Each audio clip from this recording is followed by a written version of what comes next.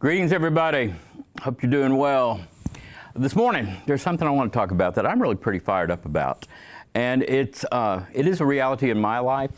I suspect it's a reality in your life because the way that we have had conversations with each other over the last couple of years has turned upside down.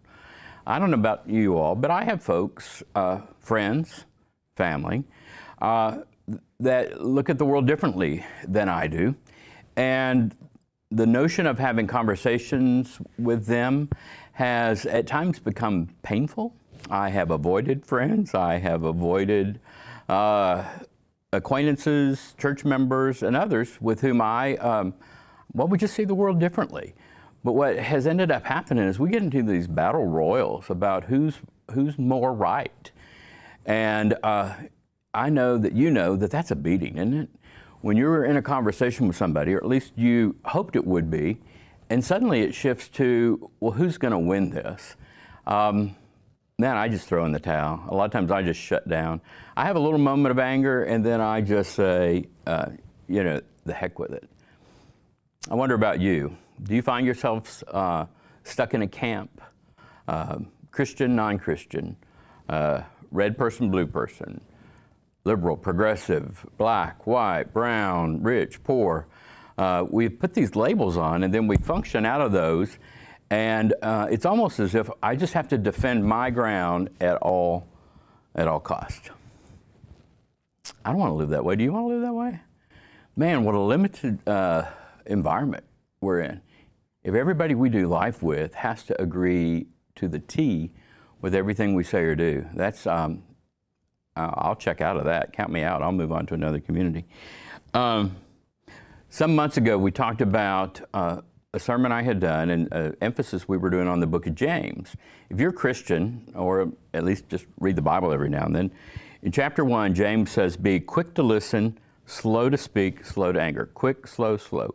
Quick to listen, slow to speak, slow to anger. You know, I think that applies regardless of your faith affiliation.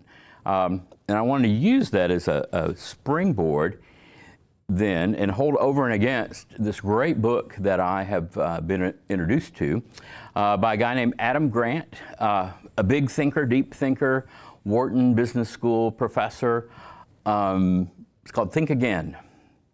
It's about basically how you think and how we converse and how we embrace the importance of knowing what we don't know and how to have deeper, richer, better relationships, whether it's in person or out in the business world.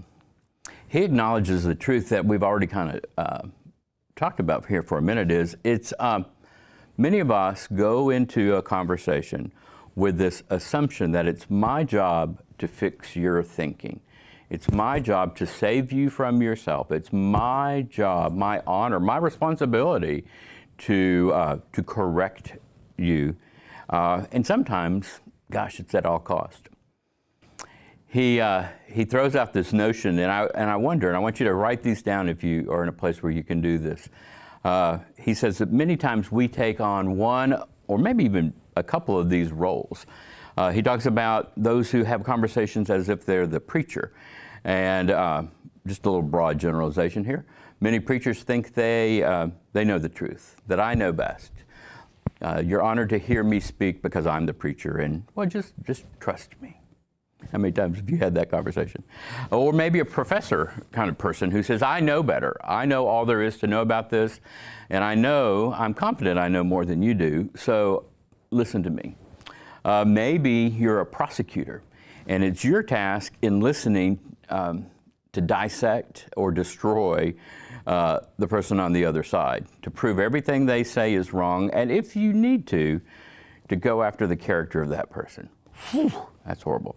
Or maybe, lastly, a politician, a person who says a whole lot. You're not really ever sure when they're done what they stand for, but they sure try to make you feel good about that they hurt you. Whatever. So which of those do you go into most often? Preacher, professor, prosecutor, politician. I wonder what it would take for us to have a mindfulness. Like today, here's your opportunity just to think about the next conversation you have with somebody. What if you went into that conversation with kind of a consciousness of, I'm going to be a good listener. I'm going to model respect for this person and honor for this person. No matter if I radically disagree with them or not, they are still an amazing creature who I am blessed to get to know. What if that was your mantra? And then all the rest was secondary. What if you lived into this quick to listen, slow to speak, slow to anger? Would you agree with me that most of us are really just the opposite of that? We are quick to anger, quick to rebut, and if we just listen for retaliation or response, not to hear. I do that. I do that a lot. And it's not a very good way of being in relationships with people you know, much less with people you don't know. Matter of fact, if you are that way, and when I am that way with people I don't know, I wouldn't blame them if they didn't ever want to talk to me again. That's an ender. And maybe people like me or you do that on purpose, to end and to correct or corral and protect. Think about maybe why you do that. So today I want to introduce to you and to me a couple of new thoughts on how we might go about conversing and engaging in relationships with folks we want and need to get to know better. What if you introduced in your mind these thoughts? Wonder what else could be true. While you're listening to that person, what else could be true? And what if I really don't know everything there is to know about this subject? What if you said to that person, man, you've got a really good point, and I so appreciate the opportunity to learn something. What if you said, I never really looked at it that way? What if you said, man, I value you and I value our relationships, and I don't ever want to sound like a ASS. Well, friends, we don't need to be winners. We need to be engaged in doing life with people in real and authentic ways. And I think the ways that we have been doing that, at least in my world, my experience is they don't work. They're enders. They are kind of just like the Heisman shove. I think life is richer than that. I think it is designed to be more deep and have more texture. And I know I really don't want to live the rest of my life with everybody who agrees with me. That'd be like being sentenced to only having vanilla ice cream the rest of your life. You might love it, but man, there's so much more. So I invite you to think today about that truth. There is so much more.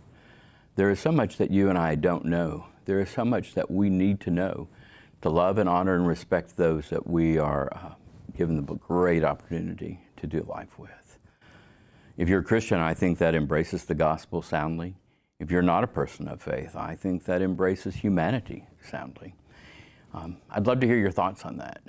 Shoot me an email or drop a note in the content box. What are you going to do differently to honor and respect those that you have conversations with this very day? Let me know. Let's have a moment of deep breathing, reflection, and gratitude.